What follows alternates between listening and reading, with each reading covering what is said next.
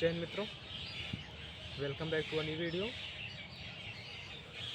आज हम इस बारे में बात करेंगे कि आप अगर इलाहाबाद यूनिवर्सिटी में एडमिशन लेना चाहते हैं तो आप अपने सीयूटी के फॉर्म में कौन कौन सा सब्जेक्ट फिलअप करेंगे, डोमेन में क्या रहेगा और फिर आपका लैंग्वेज क्या होगा।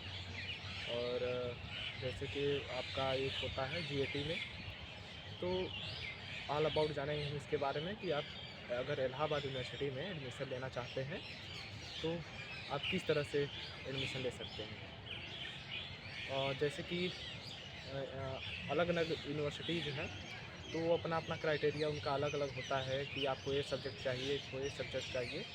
वैसे ही इलाहाबाद यूनिवर्सिटी का एक अलग क्राइटेरिया है कि आपका इतना सब्जेक्ट चाहिए।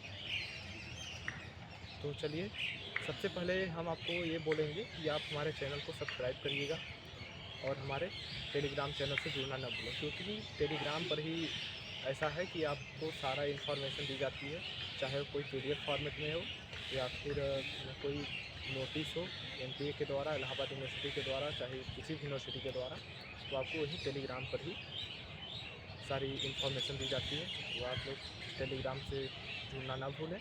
तो चलिए हम बात करते हैं इलाहाबाद यूनिवर्सिटी में अगर आप एडमिशन लेना चाहते हैं तो कैसे आप एडमिशन लेंगे। तो सबसे पहले अगर आप फॉर्म फिलअप कर रहे हैं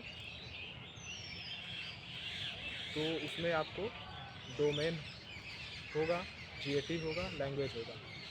और सबसे पहले तो हम आपको ये बताना चाहते हैं कि आप सीयूटी का फॉर्म जल्द से जल्द फिलअप करिए, क्योंकि इसका जो लास्ट डेट है 13 जनवरी है, यानी कि 30 जनवरी को आपको, जहाँ तक मुझे याद है 30 जनवरी ही आपका लास्ट डेट है।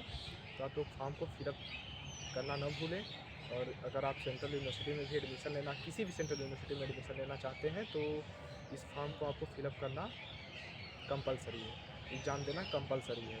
ठीक है, तो हम बात करेंगे, अपने पॉइंट पर आते हैं इलाहाबाद यूनिवर्सिटी के बारे में। तो इलाहाबाद यूनिवर्सिटी जो है आपका केवल एक डोमेन मांगती है, यानी पहले तो आप फॉर्म में फिलअप करेंगे तीनों डोमेन को, ठीक, जैसे कि physics chemistry math, physics chemistry biology. अगर ह्यूमैनिटीज़ है किसी का, ह्यूमैनिटीज़ के हिसाब से आप अपना सब्जेक्ट फिलअप करें।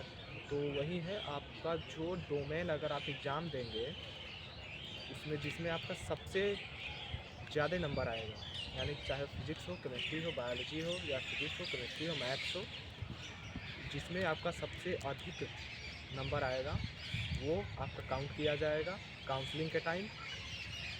और फिर वैसे ही आपका लैंग्वेज हो गया, चाहे आप हिंदी चुनें, इंग्लिश चुनें या फिर कोई अन्य लैंग्वेज चुनें, तो उसमें आपको लैंग्वेज तो एक ही चुनेंगे आप, तो उसमें जितना नंबर आएगा आपको वो जोड़ा जाएगा, ऐड ऑन किया जाएगा, प्लस आपका एक डोमेन वाला जो आपका सबसे अधिक आएगा, और प्लस हुआ जीएटी। तो जीएटी में भी आपको यहाँ पर कंपलसरी है, इलाहाबाद यूनिवर्सिटी में जीएटी भी चाहिए आपको एडमिशन लेना है। तो जीएटी में भी आपका नंबर जो आएगा, यानी कि ओवरऑल जो आपकी कट ऑफ बनती है 750 मार्क्स पर बनती है, 750 मार्क्स पर बनती है। तो आप लोग को 3 सब्जेक्ट, यानी कि मोटा मोटा एक हो गया जीएटी और एक हो गया आपका लैंग्वेज, चाहे वो हिंदी हो या इंग्लिश हो, जो आप लोग फिलअप करें, जो आप लोग को बेहतर हो आपके लिए। और प्लस डोमेन तो आप तीनों फिलअप करेंगे, जिसमें आपका सबसे अधिक मार्क्स आएगा उसके हिसाब से आप काउंसलिंग करवाएंगे। तो एक और ऐसे ही आप एडमिशन ले सकते हैं इलाहाबाद यूनिवर्सिटी में अपने नंबर के हिसाब से, जितना इसका कट ऑफ जाता है। इसके बारे में हम आगे भी बात करेंगे, कट ऑफ के बारे में, क्या है, कितना आता है इसका कट ऑफ एंड काउंसलिंग प्रक्रिया क्या है इसकी। तो एक और डाउट है जो कई लोगों ने पूछा था हमसे कि भैया जीएटी क्या है। जनरल एप्टीट्यूड टेस्ट, इसका फुल फॉर्म है जनरल एप्टीट्यूड टेस्ट, यानी कि आपको इसमें जनरल चीज़ें पढ़नी है। जैसे हो गया इसमें आएगा आपका बहुत सारी चीज़ें हैं, जैसे रीजनिंग हो गया, अरिथमेटिक्स हो गया, यानी कि जो आप 6th क्लास में, 7th क्लास में, 8th क्लास में पढ़े होंगे मैथमेटिक्स, वैसी ही ईजी आती है।